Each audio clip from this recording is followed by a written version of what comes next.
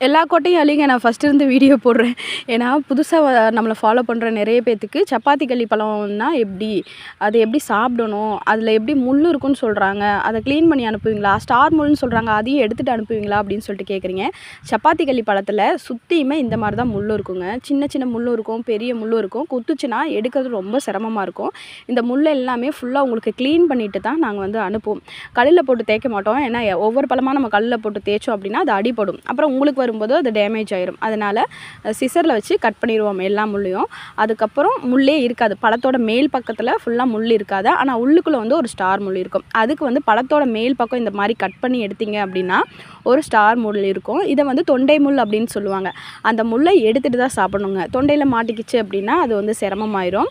உங்களுக்கு பழங்கள் எல்லாமே வந்து மிக்ஸ் பண்ணி தான் வருங்க. பழம், செங்காய், அதுக்கப்புறம் ரொம்ப பழம். நம்மளுக்கு எப்படி பழங்கள் கிடைக்குதோ அதுக்கு தகுந்த மாரி கொரியர் போட்டு விடுவோம். நீங்க வந்து தண்ணீல போட்டு நல்லா கழுவிட்டு ஒரு 2, 3 டைம் கழுவிட்டிங்கனாவே அந்த மேல சுத்தி இருக்க குட்டி குட்டி முள்ளெல்லாம் போயிரும். அதுக்கப்புறம் பழத்த வந்து ஈரமே இல்லாம நம்ம வெங்காயம்லாம் எப்படி உலர்த்தி வைப்போம், அந்த மாதிரி காத்தோட்டமா வச்சு நீங்க 10லேருந்து 15 நாள் வரைக்கும் வச்சு சாப்பிட்லாங்க.